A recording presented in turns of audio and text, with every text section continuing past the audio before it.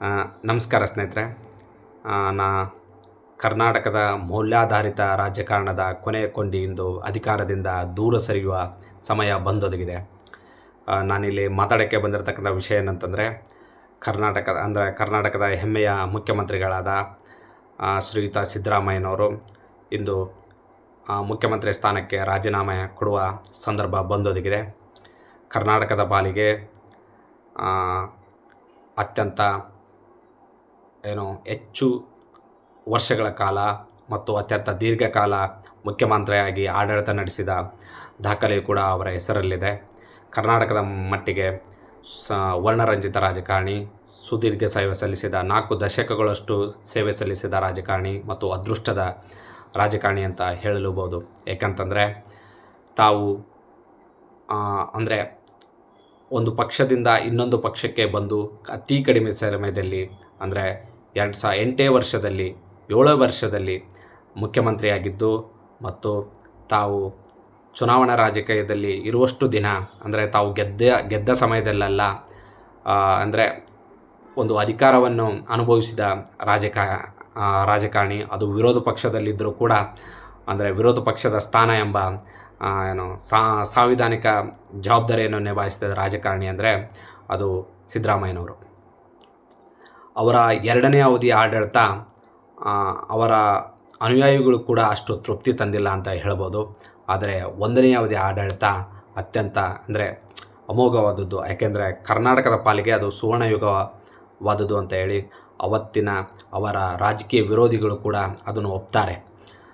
ಯಾಕೆಂತಂದರೆ ವಿರೋಧ ಪಕ್ಷದವರಿಗೂ ಕೂಡ ಅತ್ಯಂತ ಹೆಚ್ಚಿನ ಹಣವನ್ನು ಗ್ರಾಂಟ್ ಮಾಡಿದ ಏಕೈಕ ಮತ್ತು ಜನಾನುರಾಯಿ ಮುಖ್ಯಮಂತ್ರಿ ಯಾರಂತಂದರೆ ಅದು ಸಿದ್ದರಾಮಯ್ಯ. ಅದಕ್ಕಾಗಿ ಅವರಿಗೆ ವಿರೋಧ ಪಕ್ಷದ ಶಾಸಕರು ಕೂಡ, ವಿರೋಧ ಪಕ್ಷದವರು ಕೂಡ ಅತ್ಯಂತ ಹೆಚ್ಚಿನ ಗೌರವ ಕೊಡ್ತಾರೆ. ಇನ್ನೊಂದು ಏನು ಹೇಳ್ಬೇಕಂತಂದರೆ, 2013ರಲ್ಲಿ ತಾವು ಅಧಿಕಾರಕ್ಕೆ ಬಂದ ದಿನದಿಂದಲೇ ಅನ್ನಭಾಗ್ಯ ಯೋಜನೆಯನ್ನು ಜಾರಿಗೆ ತಂದು ಕರ್ನಾಟಕವನ್ನು ಹಸಿವು ಮುಕ್ತ ಕರ್ನಾಟಕವನ್ನು ಮಾಡಿದ ಶ್ಲಾಘನೆ ಮತ್ತು ಸಾಧನೆ ಸಿದ್ದರಾಮಯ್ಯನವರಿಗೆ ಸೇರಿದ್ದು. ಆನಂತರ ವಿದ್ಯಾರ್ಥಿಗಳಿಗೆ ವಿದ್ಯಾಸಿರಿ ಎಂಬ 2,000 3,000 ಸ್ಕಾಲರ್ಶಿಪ್ ಸಿಗುತ್ತಿದ್ದ ಟೈಮಲ್ಲಿ ಪದವಿ ಮತ್ತು ಪದವಿ ಪೂರ್ವ ವಿದ್ಯಾರ್ಥಿಗಳಿಗೆ 15,000 ರೂಪಾಯಿ ಸ್ಕಾಲರ್ಶಿಪ್ಪನ್ನು ಕೊಟ್ಟು ವರ್ಷಕ್ಕೆ ವಿದ್ಯಾಸಿರಿ ಎಂಬ ಯೋಜನೆಯನ್ನು ತಂದು ವಿದ್ಯಾರ್ಥಿಗಳ ಮೊಗದಲ್ಲಿ ನಗುವನ್ನು ತಂದವರು, ಅವರಿಗೆ ಆರ್ಥಿಕ ಹೊರೆಯಾಗದಂತೆ ನೋಡಿಕೊಂಡವರು ಸಿದ್ದರಾಮಯ್ಯನವರು.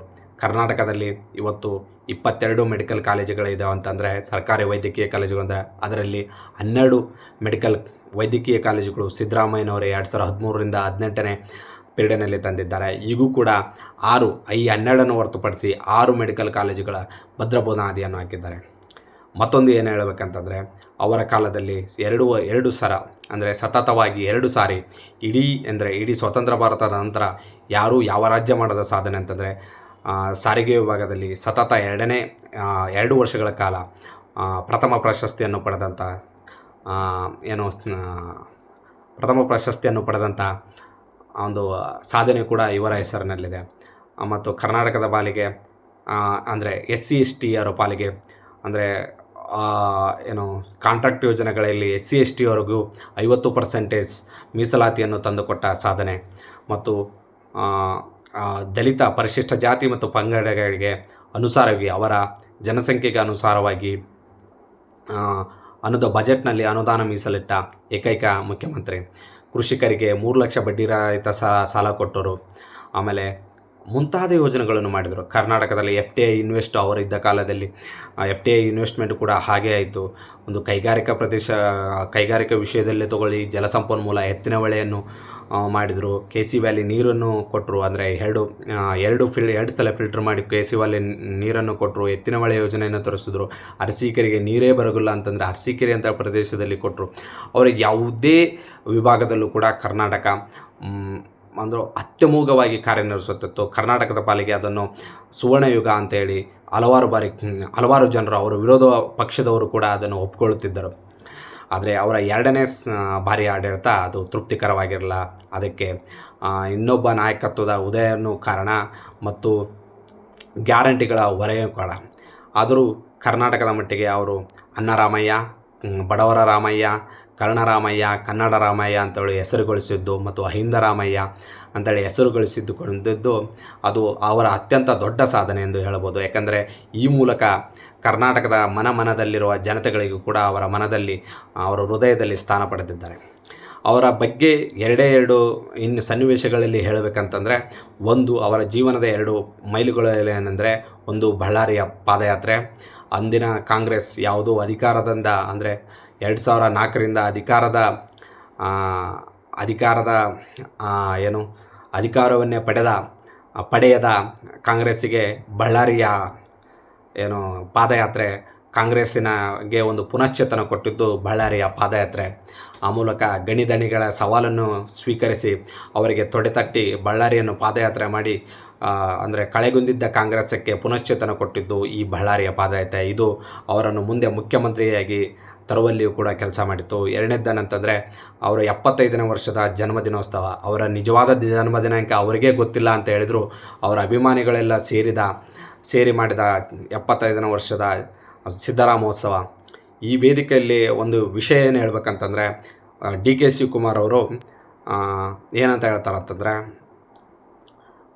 ರಾಹುಲ್ ಗಾಂಧಿಗೆ ಸೋನಿಯಾ ಗಾಂಧಿಗೆ ಕಾಂಗ್ರೆಸ್ ಪಕ್ಷಕ್ಕೆ ಅಂತ ಹೇಳಿ ಜೈ ಅಂತ ಹೇಳಿಸ್ತಾರೆ. ಆದರೆ ಸಿದ್ದರಾಮಯ್ಯಕಿ ಅಂತ ಅಂದಾಗ, ಆ ಸಿದ್ದರಾಮಯ್ಯಕಿ ಅಂತ ಹೇಳಿದಾಗ ಆ ಜನಗಳ ಶಿಳ್ಳೆ, ಕರಾಡತನ, 3 ನಿಮಿಷಗಳ ಕಂಟಿನ್ಯೂಯಸ್ 3 ನಿಮಿಷಗಳ ಆ ಶಿಳ್ಳೆ, ಸದ್ದು, ಕರಾಡತನ, ಗಲಾಟೆ ನೀವೇನೇ ಕೊಟ್ಟರೂ ಆ ಸನ್ನಿವೇಶಕ್ಕೆ ಯಾವುದು ಕೂಡ ನಿಲುಕೋದು ಅಂದರೆ ಯಾವುದು ಕೂಡ ಸಮವಾದದ್ದು ಯಾವುದೂ ಇಲ್ಲ.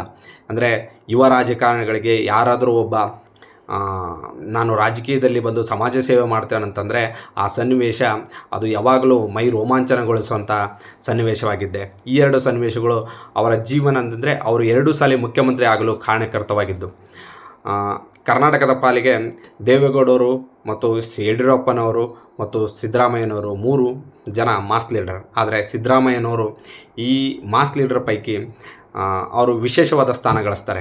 ದೇವೇಗೌಡರು ಆ ಸೀಮಿತ ಪ್ರದೇಶದ ಮಟ್ಟಿಗೆ ಮಾಸ್ ಲೀಡರ್ ಆದರೂ ಒಂದೇ ವರ್ಗಕ್ಕೆ, ಒಕ್ಕಲಿಗ ಜನಾಂಗಕ್ಕೆ ಸೀಮಿತವಾದರೆ, ಯಡಿಯೂರಪ್ಪನವರು ಲಿಂಗಾಯತ ಸಮುದಾಯಗಳಿಗೆ ಮಾತ್ರ ಸೀಮಿತರಾದರೆ ಸಿದ್ದರಾಮಯ್ಯನವರು ಇವರು ಇಡೀ ಹೈಂದ ಸಮಾಜಕ್ಕೆ ಮತ್ತು ಬಡವರ ಸಮುದಾಯಕ್ಕೆ, ತಮ್ಮ ಸಮುದಾಯವನ್ನು, ಕುರುಬ ಸಮುದಾಯವನ್ನು ಮೀರಿ ಇವರು ದಲಿತರನ್ನು ಕೂಡ ಇವರನ್ನು ಅಪ್ಪಿಕೊಳ್ಳುತ್ತಿದ್ದರು, ಮುಸ್ಲಿಮರು ಕೂಡ ಅಪ್ಪಿಕೊಳ್ಳುತ್ತಿದ್ದರು, ಹಿಂದುಳಿದವರು ಕೂಡ ಅಪ್ಪಿಕೊಳ್ಳುತ್ತಿದ್ದ. ಆದ್ದರಿಂದ ಈ 3 ಜನ ಮಾಸ್ ಲೀಡರಲ್ಲಿ ಸಿದ್ದರಾಮಯ್ಯನವರು ವಿಶೇಷವಾಗಿ ಹೆಚ್ಚಿನ ಸ್ಥಾನವನ್ನು ನಿಲ್ಲುತ್ತಾರೆ. ಅಂಥ ವ್ಯಕ್ತಿಗೆ ಇವತ್ತು ವಿದಾಯವನ್ನು ಹೇಳುವ ಸಂದರ್ಭ ಆಗಿದೆ. ಆದರೆ ಅವರ ಮುಂದಿನ ಜೀವನಕ್ಕೆ ಒಳ್ಳೆಯದಾಗಲಿ. ಇಲ್ಲಿ ನಾನು ಯಾವುದೇ ಅವರನ್ನು ಟೀಕಿಸಲು ಈ ವಿಡಿಯೋ ಮಾಡ್ತಿಲ್ಲ. ಅವರನ್ನು ಟೀಕಿಸಲು ಅನೇಕ ವಿಷಯಗಳಿವೆ. ಆದರೆ ಇವತ್ತು ಅವರ ವಿದಾಯದ ದಿನವಾದುದರಿಂದ ಅವರ ಬಗ್ಗೆ ಒಳ್ಳೆಯ ಮಾತುಗಳನ್ನು ಹೇಳಿ, ಅವರ ಬಗ್ಗೆ ಮಾತುಗಳನ್ನು ಹೇಳಿ, ಈ ಮೂಲಕ ಅವರ ಮುಂದಿನ ಜೀವನಕ್ಕೆ ಒಳ್ಳೆಯದಾಗಲೆಂದು ಈ ಎಲ್ಲರ ಪರವಾಗಿ, ನನ್ನ ಪರವಾಗಿ ಅಂದರೆ ಪ್ರಾರ್ಥಿಸುತ್ತೇನೆ, ಆ ದೇವರಲ್ಲಿ ಪ್ರಾರ್ಥಿಸುತ್ತೇನೆ.